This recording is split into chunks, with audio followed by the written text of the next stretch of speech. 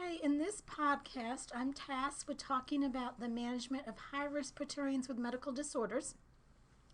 Of course, that could take several podcasts to cover all of that. What I have opted to do is to pick what I think are the three most common medical disorders we encounter on labor and delivery and discuss them specifically. Even that, though, being cardiac disease, diabetes, and morbid obesity, is a whole lot of information to cover. So this is going to be a relatively long podcast, and you may want to do it in sections as you go along.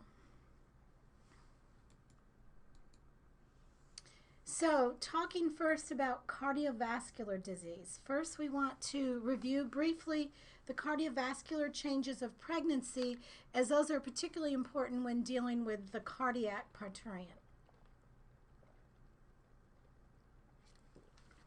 Remember, cardiac output is increased by 50%, blood volume is increased by 45%, SVR is decreased by 20%, oxygen consumption will increase anywhere from 40 to 60%, and then the other cardiovascular effect of pregnancy we need to consider in these patients is the effects of aortocaval compression from the gravid uterus.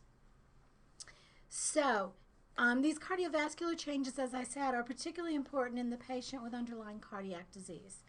And in fact, in some patients with undiagnosed cardiac disease, their first signs of decompensation will occur late in the second trimester, early third trimester of pregnancy.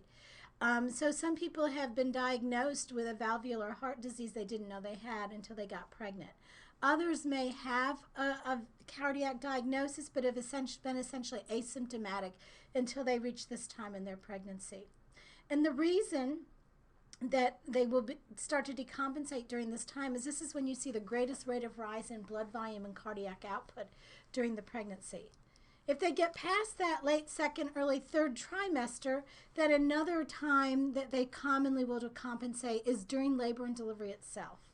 And that is because there are more profound changes that occur then. Oxygen consumption increases another 75% above the pre-labor increases, and cardiac output also increases further during labor and delivery, about 25% during the active phase of labor, 40% during the second stage when the patient is pushing, and then finally another 80% in the immediate postpartum period when you have an autotransfusion and involution of the uterus.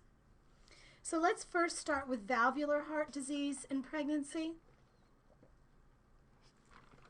I'm going to review mitral stenosis and regurg and aortic stenosis and regurg, talk about what your anesthetic principles should be in terms of managing these patients. So first of all, in women with mitral stenosis, about 25% of these women experience their first symptoms while they're pregnant. This occurs because the necessary increase in cardiac output that's during pregnancy is impeded by that stenotic valve. Also, as we talked previously in physiologic changes, there is a mild increase in heart rate during pregnancy, and this results in a decrease in the diastolic filling time and ultimately leads to increased pulmonary artery pressures and pulmonary edema, and thus patients becoming symptomatic. So the medical management during pregnancy of the patient with mitral stenosis includes making sure that you maintain a slow heart rate with the use of beta blockade and maintain sinus rhythm. And sinus rhythm is essential, and if a patient is not in sinus rhythm and they cannot be converted with medical treatment, then cardioversion will be indicated in these patients. What about the patient with mitral stenosis who comes to labor and delivery to have her baby? So if you have a woman who presents with mild to moderate mitral stenosis based on echo, who's asymptomatic, these women actually will usually tolerate labor and delivery quite well. I would recommend that you do some continuous pulse oximetry monitoring, but usually they will not require invasive monitoring. Patients with severe stenosis, though, or those with moderate disease symptomatic, they generally will require very careful monitoring, including invasive monitoring, usually with an arterial line and a central line.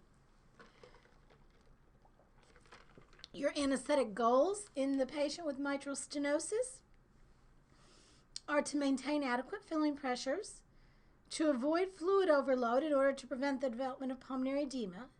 You want to maintain adequate SVR in order to make sure you have adequate perfusion pressure. You need to, as I said, avoid tachycardia, and this is especially important during labor. You're going to need to do something to treat the labor pain to avoid that tachycardia. And it's also generally recommended that these patients have a passive second stage of labor in order to prevent any sudden increases in venous return that can occur with the Valsalva maneuver during pushing. As I mentioned, labor analgesia is essential in these patients to prevent the detrimental tachycardia that will occur with contractions.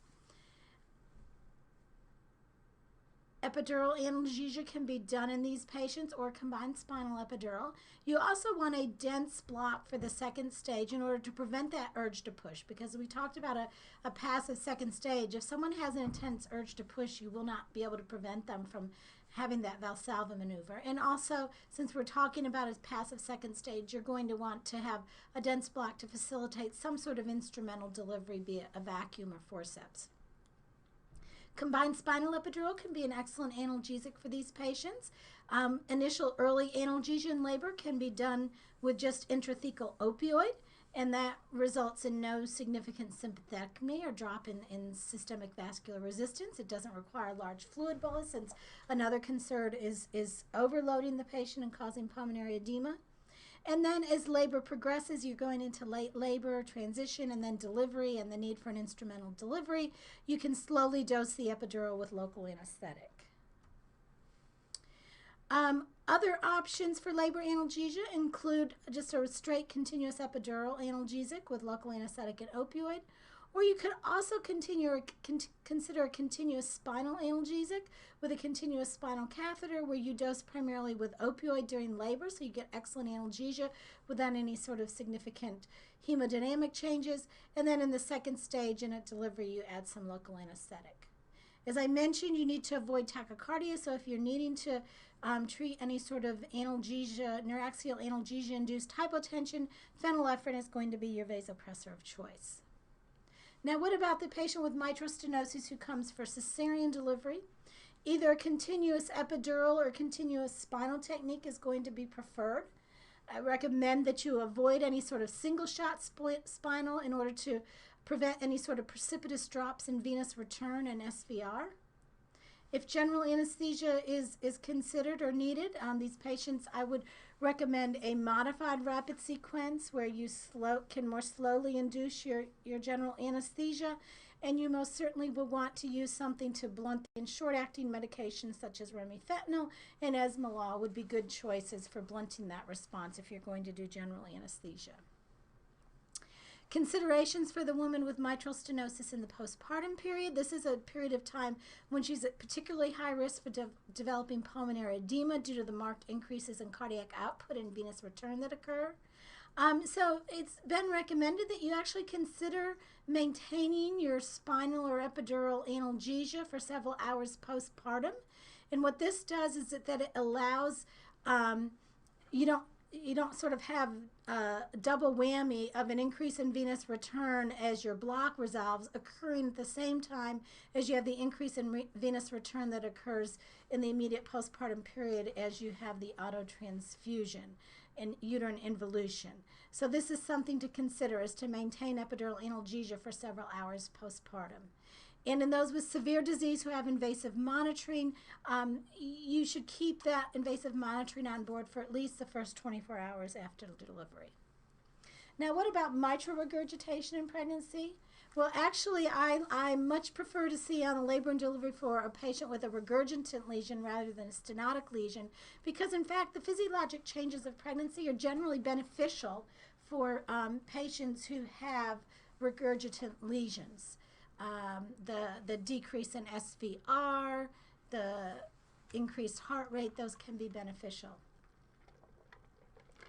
It is important to know, though, that patients with mitral regurg are at a higher risk of developing atrial fibrillation while they're pregnant. And just like with mitral stenosis, maintaining normal sinus rhythm is very important. So if they do develop AFib, rapid treatment is essential. But overall, most patients with mitral regurgitation, as long as they have intact ventricular function, will tolerate pregnancy well. In terms of the anesthetic management of these patients, I would say, you know, consider continuous EKG monitoring. Otherwise, most patients don't require other special monitoring. However, if the patient is symptomatic or has had a history of developing pulmonary edema during the pregnancy, then you should consider invasive monitoring with an arterial line and a central catheter. Your anesthetic goals for mitral regurgitation in the pregnant patient is, as I mentioned, to maintain a normal to slightly increased heart rate and normal sinus rhythm. You want to avoid increases in SVR. That will not be tolerated well. You want to maintain adequate venous return in order to have adequate left ventricular filling. And again, generally it's recommended to have a passive second stage of labor to prevent the Valsalva maneuver and associated increase in SVR, as these patients don't do so well with increased SVR. In terms of labor analgesia, this is crucial to, again, prevent increases in SVR associated with labor pain. An epidural is actually an ideal technique. The decreased SVR that results from the sympathectomy that you induce will actually help with improving forward flow and cardiac output in the patient with mitral regurgitation. A combined spinal epidural is also acceptable. You just won't get as much of a benefit from decreased SVR until later when you're using bigger doses of local anesthetic, but initially most of your analgesia being from opioid will not produce any significant decrease in SVR. And sort of the opposite of mitral stenosis with mitral regurgitation, as we mentioned, you want a normal to slightly increased heart rate. And so your vasopressor of choice, if you have hypotension that needs to be treated, is going to be ephedrine rather than vasopressin, ephedrine rather than phenylephrine. For cesarean section, again, anesthesia is a preferred technique. Again, that decrease in SVR as you develop your level will be beneficial. If general anesthesia is required, you want to choose drugs that are going to decrease afterload and maintain your heart rate, and you want to avoid myocardial depressants. Aortic stenosis, this is probably the most concerning valvular disorder in the Parturient for us as anesthesiologists. Many of the physiologic changes of pregnancy are deleterious to the patient with aortic stenosis. The increase in cardiac output is not tolerated well because stroke volume is fixed, so that means that heart rate needs to be increased in order to accommodate the increase in cardiac output that's needed with pregnancy. With that increase in heart rate, you have a decrease in your diastolic time for coronary perfusion. You also have an increase in oxygen consumption during pregnancy, which is not tolerated well. The decrease in SVR is going to reduce coronary filling and perfusion to the left ventricle.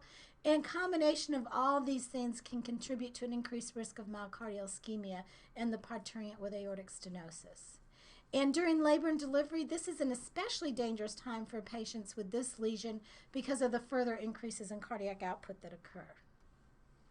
In terms of the obstetric management, most obstetricians will advocate for an instrumented vaginal delivery, again, to avoid the adverse hemodynamic effects of the Valsalva maneuver. Generally, cesarean delivery is reserved just for obstetric indications. Aortic stenosis in and of itself does not require cesarean delivery, although some people will advocate a planned cesarean delivery, especially in those patients with severe aortic stenosis, in order to avoid the uncertainty of labor and the hemodynamic stresses and not knowing when they're going to deliver and making certain it's more difficult logistically to have everyone on board. And because of concerns, so for that reason, you may see some obstetricians in patients with severe aortic stenosis opting for a planned cesarean delivery. In terms of the anesthetic management for these patients, I believe they should have both continuous EKG and pulse oximetry monitoring. Otherwise, patients with mild stenosis who've not been symptomatic probably don't require any sort of additional monitoring.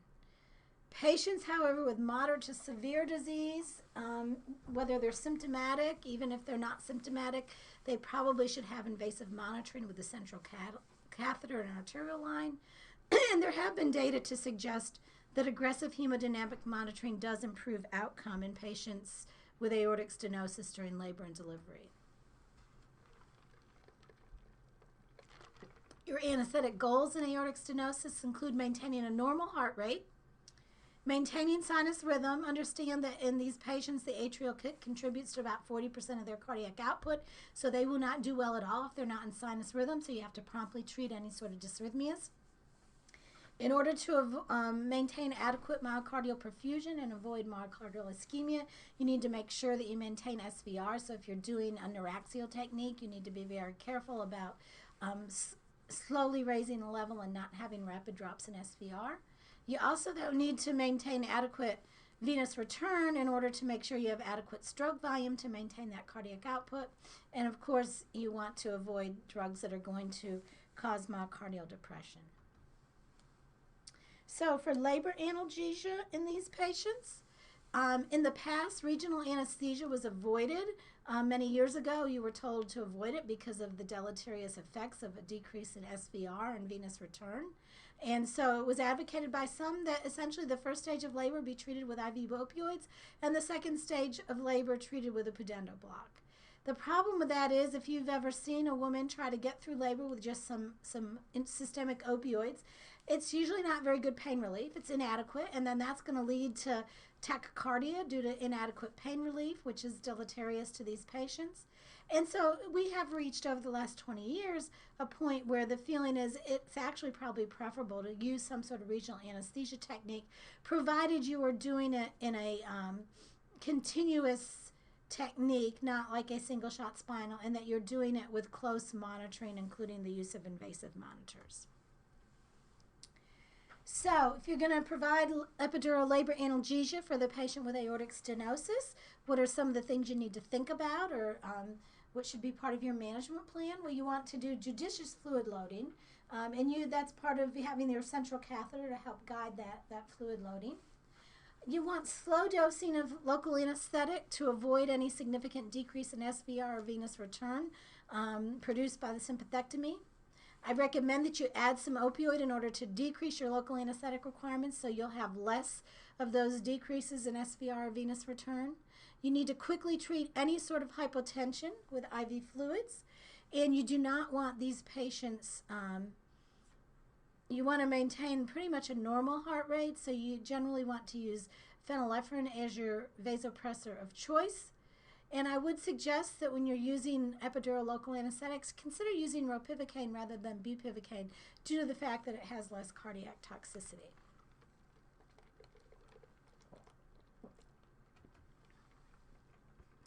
What about a combined spinal epidural in these patients? Well, it can initially provide good analgesia with just intrathecal opioid so that there can be some benefit to that. You avoid the decreases in SVR and venous return. And then later in labor, you can slowly dose your epidural with local anesthetic. And usually if you've had intrathecal analgesia on board, they oftentimes require less local anesthetic to get comfortable and thus less of a sympathectomy.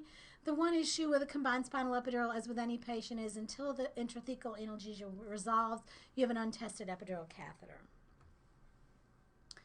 A continuous spinal analgesic is something you can consider in these patients. The advantages is that throughout the first stage of labor, you can provide good analgesia with just spinal opioids. So you avoid the sympathectomy and thus can have improved hemodynamic stability. You're not so worried about decreases in SVR and venous return.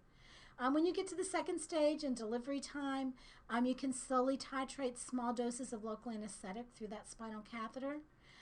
You might say, well, if you do a continuous spinal, that means you've intentionally wet dapped the patient. That is true, and the patient is at some risk for spinal headache, but in the patient with severe aortic stenosis, I would contend that a spinal headache is a minor consideration and that the benefits of the continuous spinal may outweigh the risk of a spinal headache.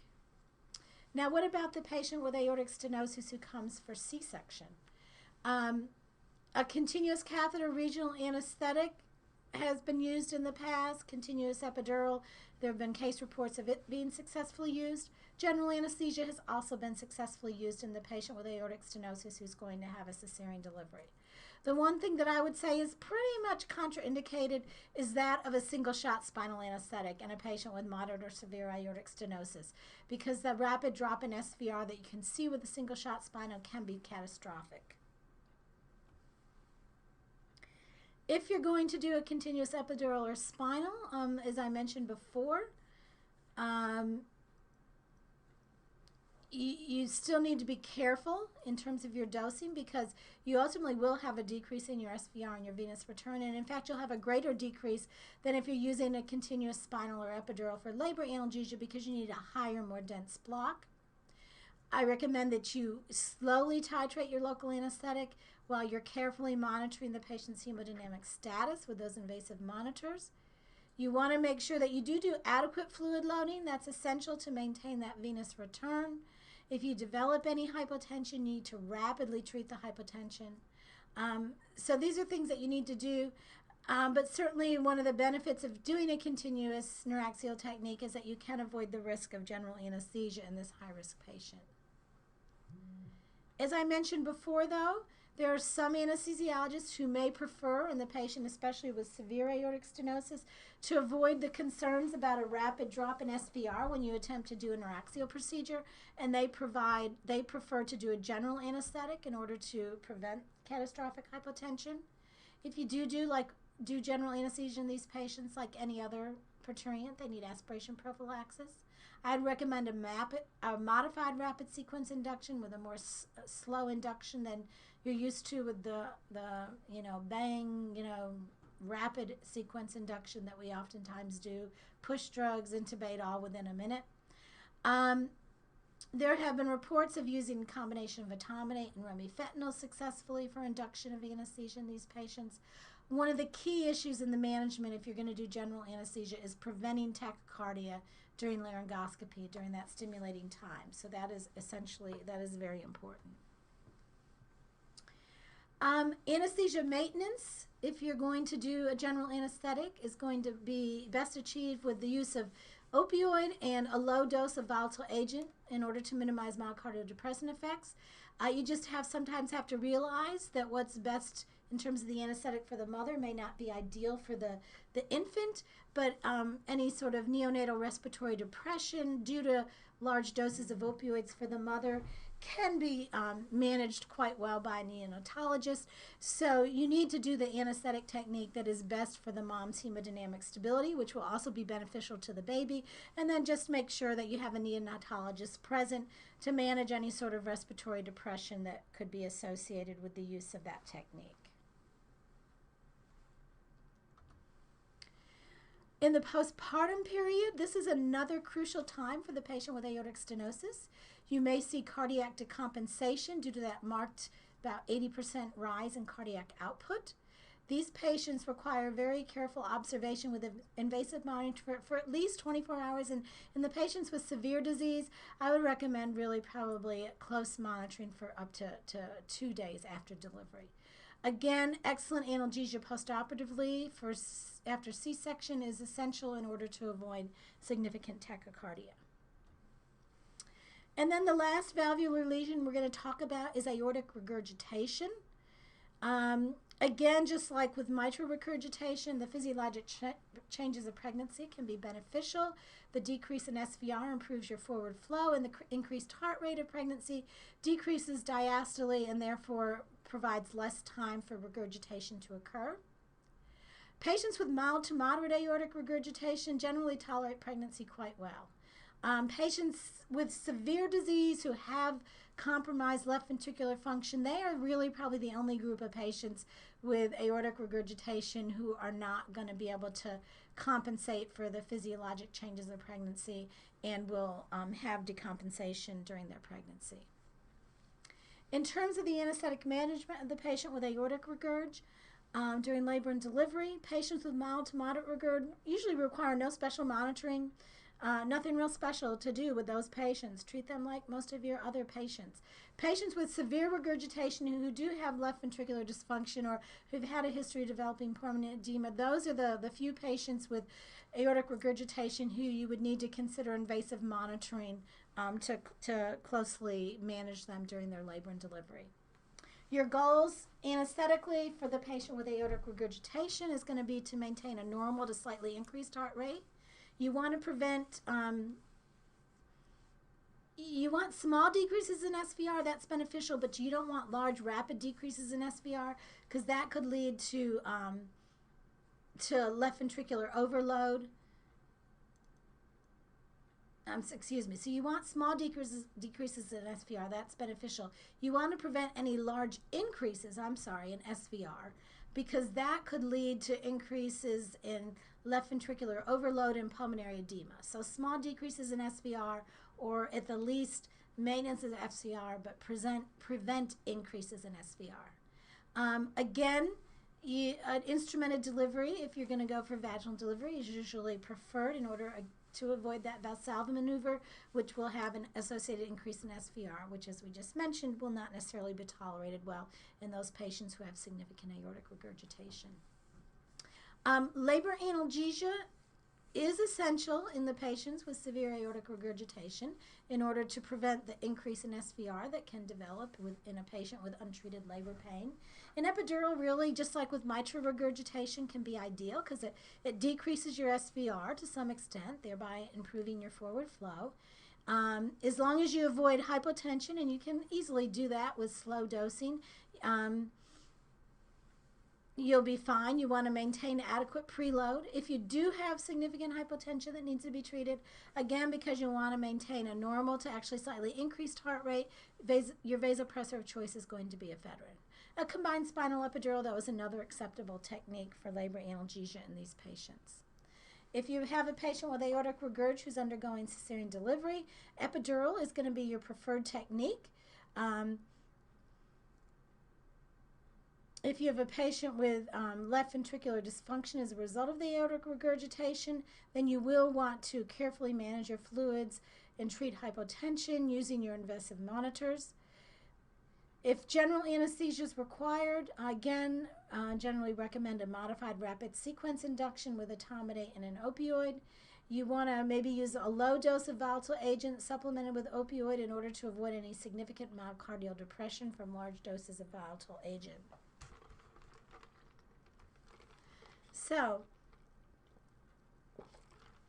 that's a summary of the major valvular lesions that you may see in the Parturient and what your anesthetic goals should be. Now let's talk some about congenital heart disease in the Parturient. And this is where there's been a big change over the last 10 to 15 years, is that as treatment of congenital heart disease has improved significantly, more and more women with congenital heart disease are reaching childbearing age and getting pregnant. And in fact, it is now, congenital heart disease is now the most common heart disease encountered in Parturients. In order to take care of these patients, there's important things that we need to determine before we start caring for them. We need to have an understanding of what is this particular patient's pathology, anatomy. Sometimes you may need their cardiologist to draw you a picture to show you what's going on. We need to know what type of surgeries they've had done, and was it a curative procedure or was it palliative? And then as women get older, they've had surgery many years ago, there can still be residua of the disease, or you could have some residua from the surgical correction, because in most of these patients, the surgical correction is not 100% correction.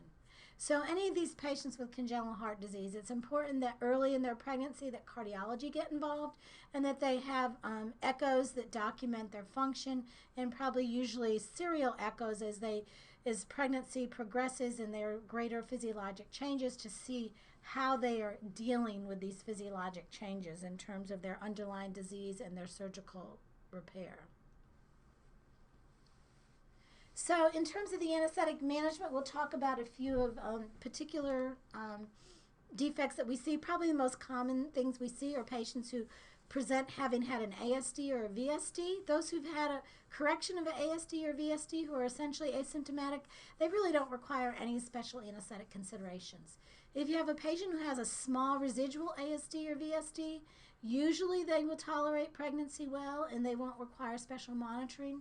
But in these patients, you do want to avoid significant increases in SVR in order to prevent any increased shunting from left to right. Now, patients with large uncorrected ASDs or VSDs, these can be some very concerning patients because if they've had a large uncorrected defect for many, many years, they may have developed pulmonary hypertension and will therefore require invasive monitoring. Now, what about the patient who does have a ASD or VSD with a left to right shunt? In terms of your anesthetic goals, with labor analgesia, you want to avoid increases in SVR, and so that's why labor analgesia is so important, because you will see those increases if you have uncontrolled labor pain. And what can happen is if you get increased left to right shunting, that can ultimately lead to pulmonary hypertension. You also need to realize that these patients are at risk if they have an ASD or VSD with a left to right shunt. They're at risk for systemic embolization, so you need to meticulously remove any air bubbles from your IV tubing. And people would also probably recommend that when you're doing an epidural technique that you use a loss of resistance to saline rather than a loss of resistance to air technique. Now, also realize that if you have mild hypoxemia, this can lead to right to left shunting. So if a woman is starting to get hypoxemic with an ASD or VSD, you want to start administering oxygen to prevent that right to left shunting. As I mentioned, early analgesia is beneficial to prevent increases in SVR. And in fact, with epidural analgesia, not only do you prevent increases in SVR, but you can also see a mild decrease in SVR. So it will actually help in that it could reduce the degree of your shunting. You do want to make sure, though,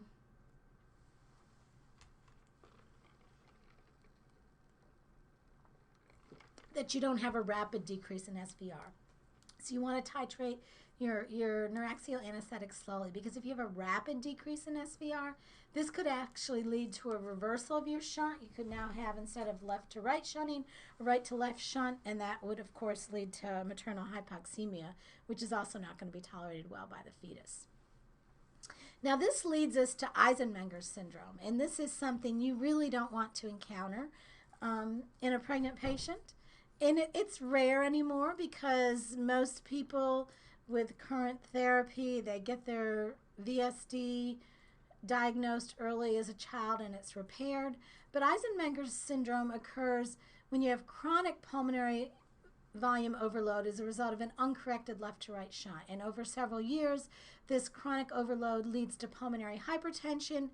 Ultimately, as that pulmonary hypertension progresses, your shunting becomes bidirectional depending on acute changes that are occurring in your pulmonary and your systemic vascular resistance. Ultimately, pulmonary hypertension becomes irreversible, and when your PA pressures exceed your systemic pressures with Eisenmenger syndrome, then you will actually get right to left shunting. So this is what Eisenmenger's is. It's pulmonary hypertension that's irreversible, and your levels get systemic or even higher than systemic, so that you're now having right to left shunt. And I have cared for one patient in all of my career as a fellow with this disease, and it's something I will never forget. So you don't want to see this patient present to your labor and delivery floor because they are scary. Pregnancy is not well tolerated in women with Eisenmenger's. In fact, maternal mortality approaches 50%. Things that we would normally see happening in pregnancy are not tolerated well. So we generally see a decrease in SVR with pregnancy. Well, that's going to increase your shunt fraction. You generally see a decrease in FRC and an increase in oxygen consumption. That's going to exacerbate the hypoxemia that they already have as a result of their right to left shunt. And as a result of all that, you have a mom who's hypoxemic. You also therefore have compromised oxygen delivery to the fetus. And so if this woman progresses to a point where she has a viable fetus, you're going to see a high incidence of intrauterine growth restriction and IUFD. So this patient comes to your labor and delivery floor. What are your concerns? What are your plans in terms of the anesthetic management? Well, first of all, labor analgesia is essential in these patients. If the patient's having labor pain, that's going to increase the maternal catecholamine levels, which will then lead to increased pulmonary vascular resistance, and you'll have even greater right to left shunting. So labor analgesia is essential. These patients need continuous EKG and pulse oximetry monitoring. They need invasive monitoring with an arterial line in order to closely monitor blood pressure. A CVP can also help guide with the maintenance of your fluid loading, your fluid status. A PA catheter is generally not recommended in these patients because your pulmonary hypertension is irreversible, so it's not going to give you information that's going to be all that helpful to you in terms of, changing management. And the risks of placement of a PA catheter in these patients with severe pulmonary hypertension are really significant. Nitric oxide, prostacyclins, and sildenafil have been used successfully in pregnancy in these patients, although usually they've been used without adverse effects. They're not necessarily going to do a whole lot for you since your pulmonary hypertension is pretty much irreversible. In terms of analgesia for the patient with Eisenmenger's, a continuous spinal can be a nice technique, provide you with excellent first stage labor analgesia with opioid without any significant sympathectomy or decreases in SVR. You can slowly titrate doses of local anesthetic for the second stage of labor and delivery. And as a result, because of the better ability to maintain hemodynamic stability, this is, in Eisenmenger's, this would be my preferred technique. Now, what about a combined spinal epidural in these patients? Well, again, the initial intrathecal opioid analgesia won't produce a decrease in SVR, so that could improve your hemodynamic stability compared to a straight epidural. Ultimately, you'll have to dose the epidural with local anesthetic after the spinal analgesia resolves, but you can delay that. You do need to dose the epidural slowly using your invasive monitors to make sure that you maintain adequate preload and also that you prevent any significant hypotension. If you do develop hypotension, then you need to use phenylephrine, a direct vasoconstrictor, for the treatment of that hypotension. In terms of epidural analgesia in the patient with Eisenmenger syndrome, you need to dose the local anesthetic early in labor.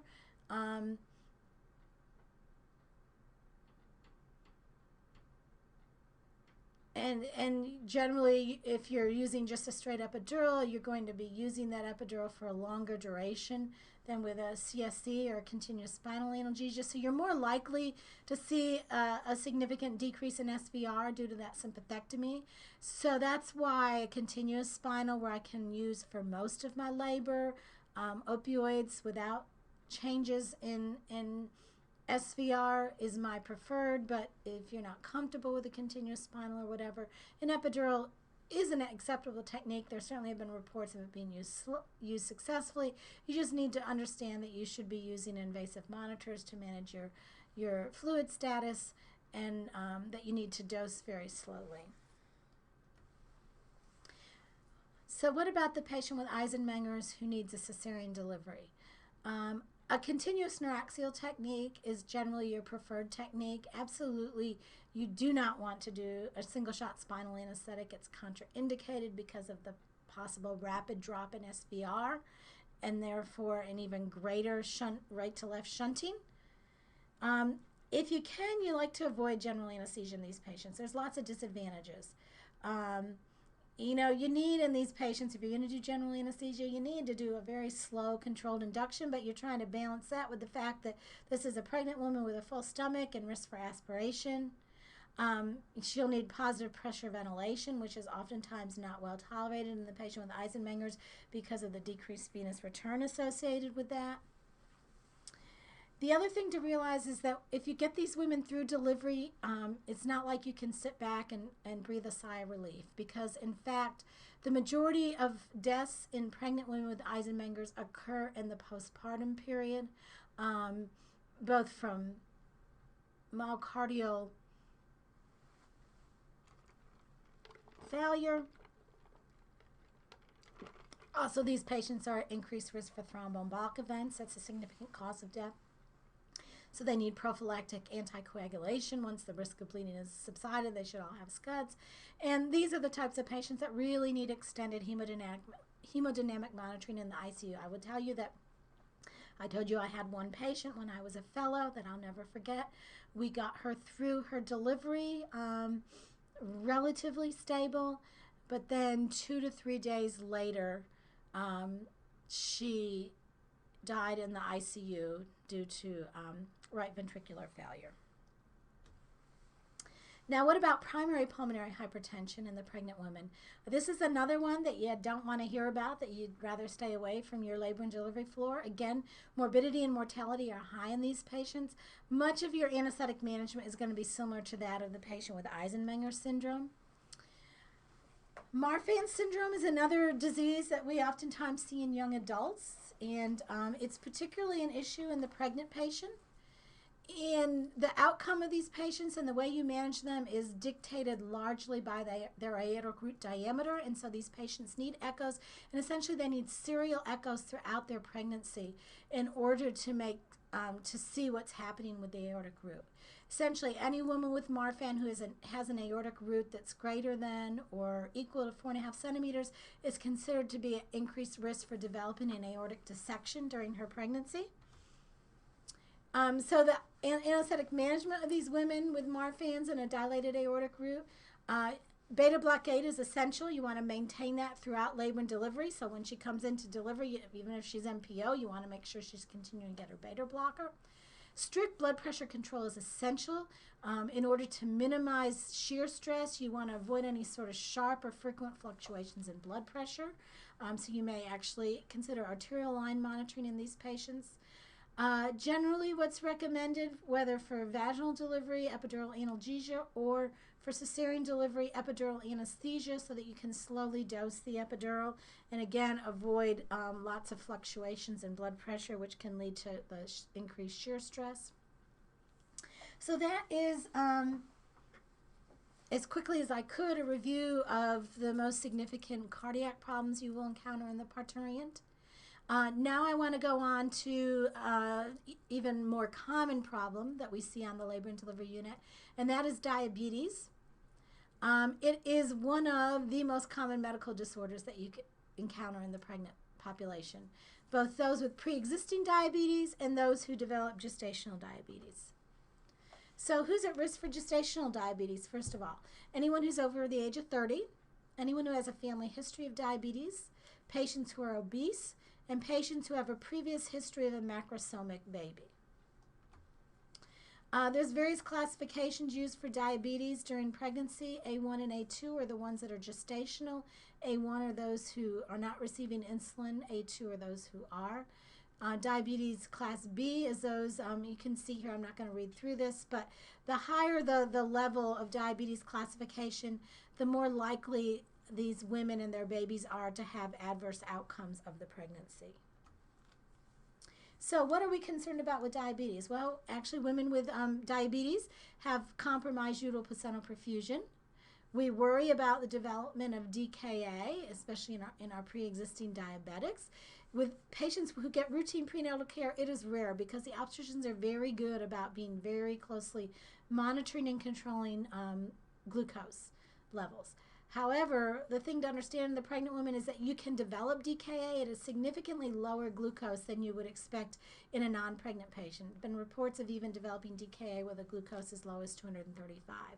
And this is especially detrimental to the fetus, a high perinatal mortality for the fetus in moms who develop DKA.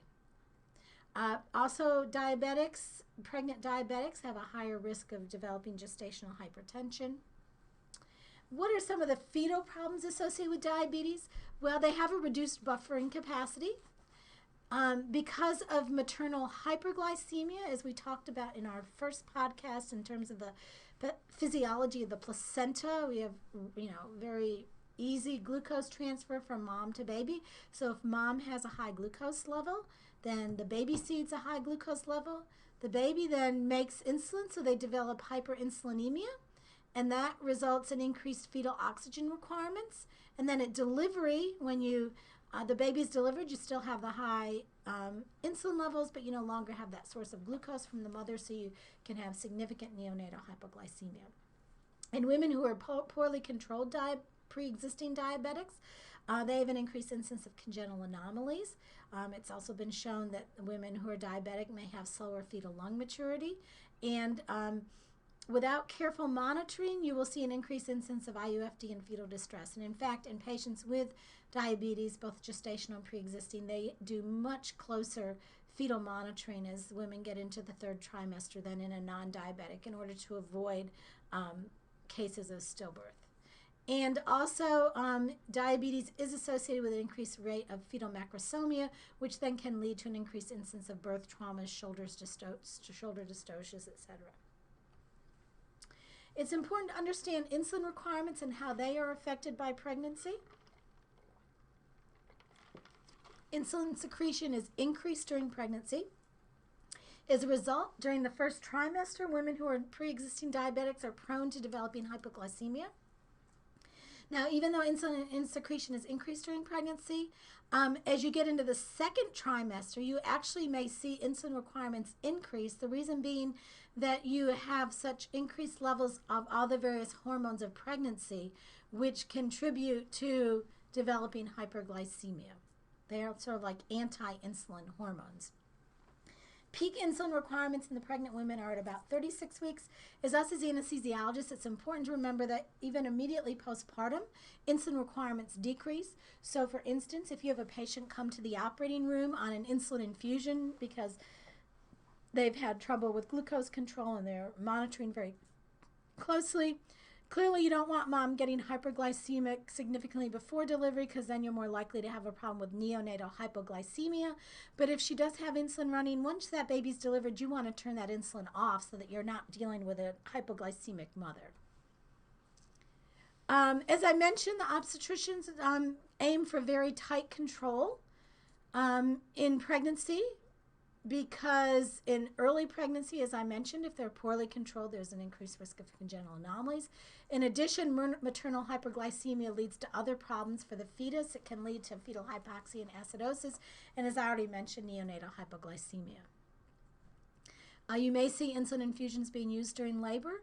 If they are, generally they will also get a 5% glucose infusion. Just keep that in mind when you go to the operating room.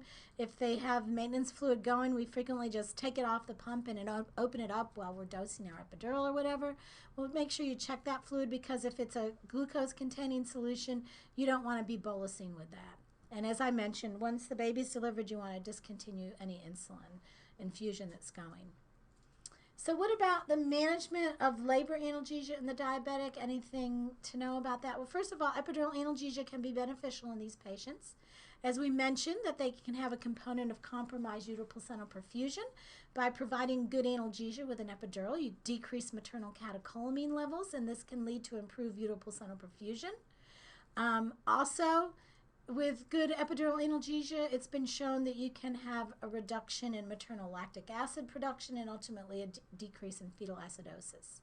I don't manage the epidural any differently. I dose in the same way, because I know, just like with a preeclamptic, that they have compromised uteroplacental perfusion. I'm going to be especially aggressive about treating any neuraxial-induced hypotension. One thing to be aware of, and this is particularly during cesarean delivery where you're giving these women higher, denser blocks, is that if you have a patient, this would be primarily a patient with pre-existing diabetes who has a component of autonomic dysfunction as a result of their diabetes, they are going to be at significantly higher risk for developing significant hypotension with surgical level neuraxial anesthesia. Regional anesthesia is preferred in the diabetic parturient. It's been shown that when you use regional as compared to general, that these women have improved glucose control due to the fact that there's smaller increases in catecholamine and cortisol levels. The other advantage of using regional, all pregnant women, of course, are full stomachs, but diabetic women, especially, again, those with pre-existing diabetes, are more likely to also have a component of diabetic gastroparesis, which is going to increase their aspiration risk even greater. As I mentioned, patients with autonomic dysfunction are more likely to see neuraxial-induced hypotension. So in these patients, you want to consider potentially just doing a straight epidural where you can slowly raise up the level and see how she does. You may see more significant hypotension with a rapid onset sympathectomy from a spinal in those women who have autonomic dysfunction. So that's diabetes. And then finally, and we're going to end with some of the pointers in terms of caring for the morbidly obese parturient. And at least in our patient population, that is probably the most common medical disorder that we see on our labor and delivery floor. You know, it's become an increasingly common problem in obstetric practice because nationwide in all people there's a national obesity epidemic. So of course we would expect to see an increased rate in our obstetric patients. We do know that pregnancy complications are increased in obese women as compared to non-obese pregnant women. And some of the pathophysiologic changes of obesity can prevent significant challenges to us as anesthesiologists. So what do we know? We know that actually obesity increases the risk of maternal mortality, and there's a variety of reasons. Morbidly obese women are at higher risk of associated coexisting disorders. They're more likely to develop preeclampsia, more likely to either have pre-existing diabetes or develop gestational diabetes, higher risk for pulmonary embolism and for infection. And it's also been shown that the morbidly obese parturient has an anesthesia-related mortality increase also. In terms of the pathophysiologic changes of obesity, many of these changes are actually similar to the physiologic changes of pregnancy, but they make the changes exaggerated. So, for instance, decrease in FRC, decreased with pregnancy. We add morbid obesity on top of that, even greater decreases in FRC, greater chance for developing hypoxemia. So anesthetic risks are significantly increased as a result of those pathophysiologic changes. In terms of the pulmonary changes that you will see in the morbidly obese, they have increased oxygen consumption and increased carbon dioxide production. They have an increased work of breathing, and they have a decreased tidal volume. As a result, they're likely to have airway closure during tidal ventilation. They have even, as I mentioned, even further decreases in FRC as well as ERV and vital capacity. And they can have ventilation perfusion mismatch. And so compared to the non-obese patient, they're much more likely to be at risk for hypoxemia. In terms of the pathophysiologic cardiac changes, they have even greater increases in blood volume and cardiac output. They can also have increases in pulmonary blood volume in the morbidly obese, which can lead to pulmonary hypertension, resulting most commonly in women who have obesity hypoventilation syndrome. So those, you want to look for signs and symptoms of that, so to make sure you don't have a morbidly obese patient who has undiagnosed pulmonary hypertension, since morbidity and mortality is so great with that. In terms of GI changes, also these patients may have a decreased gastric pH and increased gastric volume, so those are things to keep in mind. Now, I told you we're seeing more and more of the morbidly obese. That's not good. Well, there is one thing that is good, and it may be just because we're getting better at taking care of these patients because we're more used to caring for them. It looks like we're doing better in some ways in terms of the way that the outcomes for these patients. This is an interesting study that was published about 1.5 years ago. And it was a retrospective match-controlled study of morbidly obese patients at Wake Forest. And they looked at patients who weighed over 300 pounds. And the way they did the match control was that for each patient who was over 300 pounds, the match control would be the next patient who was delivered by the same obstetrician via any mode of delivery who was less than 250 pounds. And what's interesting is that they did essentially the same retrospective match control study at their institution 20 years earlier. And so they looked at the results recently, but then they also compared what do these results look like compared to 20 years ago. And so what did they find? Well, found that the body mass index for both the controls and particularly for the control patients, that the BMI had increased. Found that those cesarean delivery rates in the morbidly obese had actually decreased some. They found failed epidural. We've gotten much better at doing neuraxial techniques in in the morbidly obese. In the study from, I think it was the 80s or 90s, I guess, their failed epidural analgesia rate that required a repeat procedure in the morbidly obese was 42%. This time around, it was down to 17%, which still you have to realize is significantly higher than in the control group, who were all less than 250 pounds, where their failure rate was only 3%. Also, much less likely to require general anesthesia for cesarean delivery. So probably because we've gotten better at doing neuraxial techniques in the morbidly obese, the need for general anesthesia decreased from 24% to 3% in the morbidly obese patients. Now, so how are we going to care for these patients? Well, obviously a thorough airway evaluation is essential in terms of our pre-anesthetic assessment. In terms of pulmonary evaluation, some things to think about that you might do additionally that you don't do in your non-obese patients is consider putting that pulse oximeter on. Usually when we put it on, it's because we're putting an epidural in, they're sitting up, we see what their pulse ox is. Well, you might want to put them supine and see what happens to their pulse ox then with that, even further decrease in FRC in the supine position, because we know obese patients are at higher risk for cesarean delivery also, so you're more likely to be going to the operating room where they're going to want them, in relatively supine position. So what happens to their saturation then? And if they have any sort of stigmata suggesting that they may have the the obesity hypoventilation syndrome, you might also consider getting a baseline blood gas to see what their baseline O2 is, but also what their baseline CO2 is. In terms of cardiac evaluation, again, if they have clinical characteristics consistent with obesity hypoventilation syndrome, you should consider getting an EKG and an echocardiogram to look for signs of that and for the development, for any signs that they may have some pulmonary hypertension. So doing an analgesia in these patients, of course, we think morbidly obese. We're concerned about airway. We don't want to do a stat C-section under general in these patients. So epidural analgesia, once they're in labor, good idea. Some things to think about in terms of managing these patients. First of all, absolutely, this is the type of patient you want to do in the sitting position. It's going to be much easier technically sitting position than in the lateral position. Although you don't always need it in the morbidly obese, make sure you have long needles available.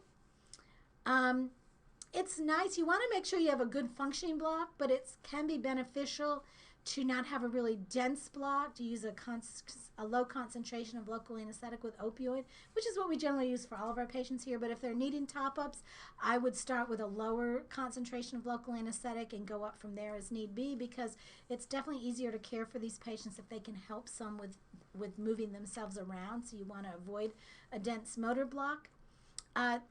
The risk of the epidural coming out is much greater in these patients, and so you need to be evaluating these patients frequently, every hour and a half to 2 hours, and making sure they stay comfortable.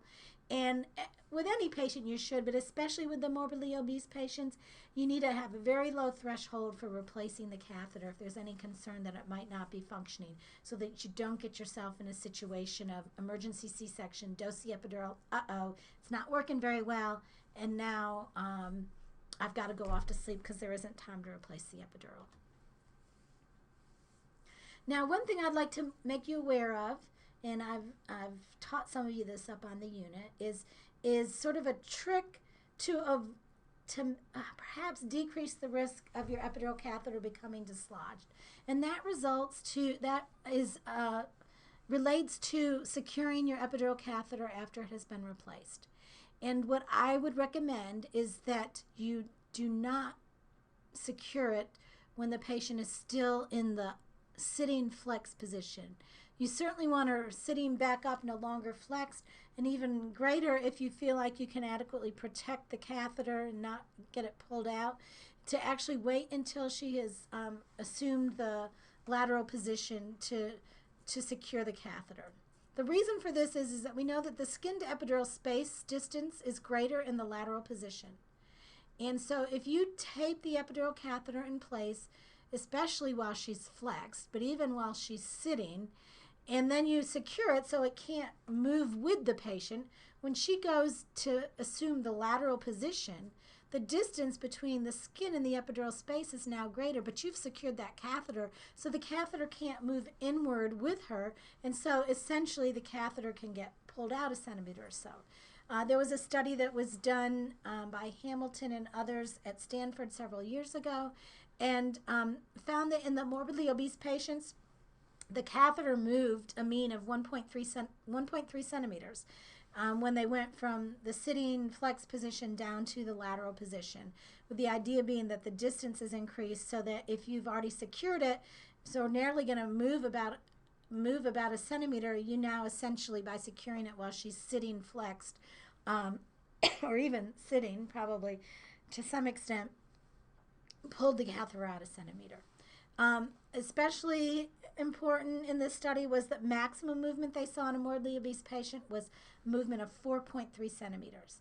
So the idea is you put the catheter, you've put it in, you want it in, say, 5 centimeters, and when you place the epidural, say it was 8 centimeters to the space, so you want it at 13 centimeters. That's where you have your catheter once you pull your needle out, but you don't tape it in place at 13 centimeters. Instead, you have her assume the lateral position and then tape it in place. And if it's the catheter's moved in a centimeter or 2 centimeters, however far moved inward, you understand that that's moved with the patient, that the skin to epidural space distance has increased, and so you don't pull it back out. You leave it where it is.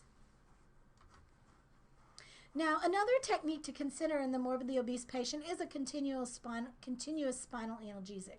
It can be an excellent alternative to epidural analgesia in these patients. Some of the advantages are that, as you've all, when you've done epidurals in morbidly obese patients, you understand that sometimes it's so hard. Was that a real loss of resistance? Was that just like a false loss of resistance as I was going through various layers of adipose? So the one advantage of the continuous spinal is that you have an actual endpoint of getting CSF to tell you that you're in the right place.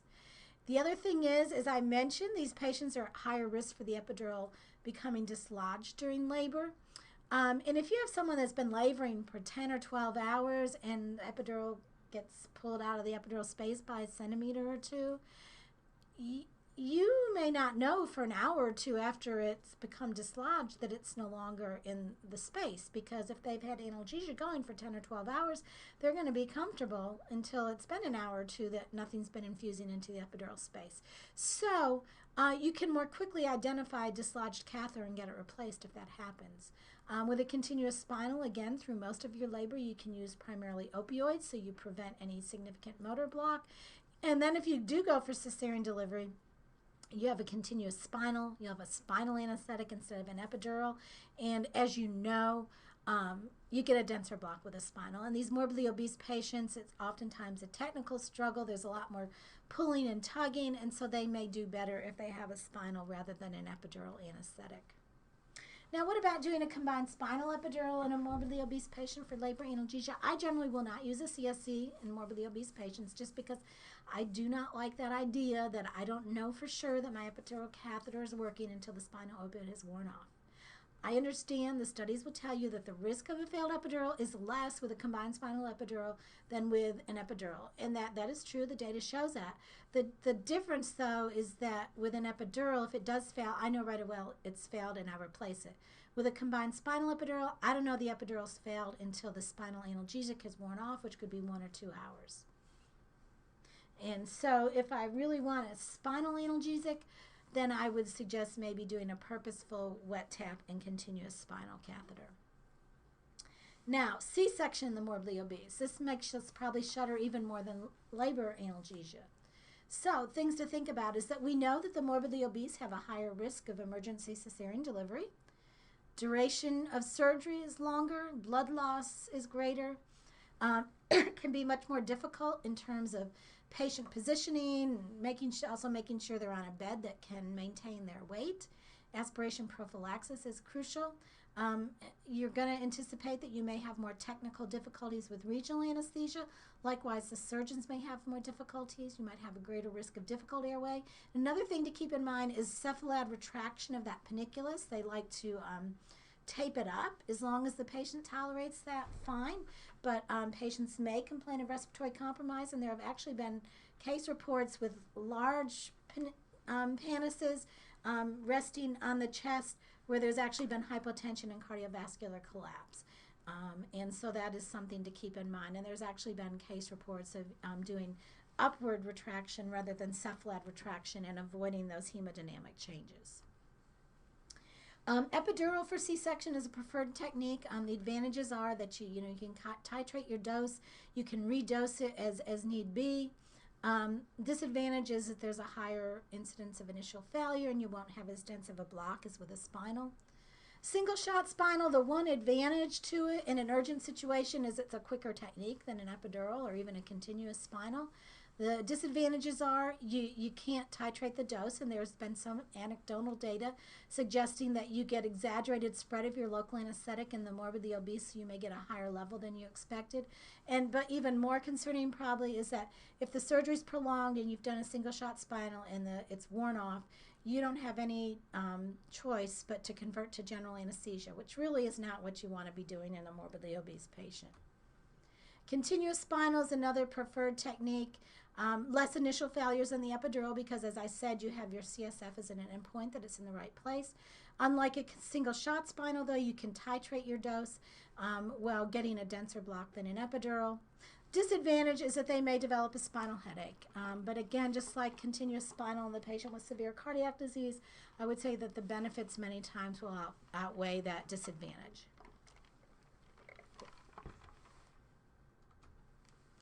Combined spinal epidural for C-section in these patients. Advantages, again, you'll achieve the block more quickly than with an epidural and a denser block, but you can't titrate your spinal dose with a CSE. You still have that untested catheter.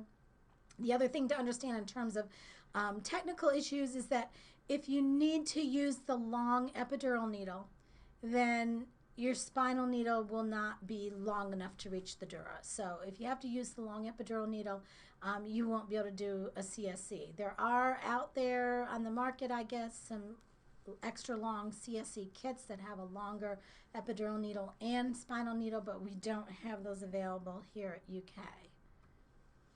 Now, if you have to do general anesthesia in a morbidly obese patient, a major concern is the airway.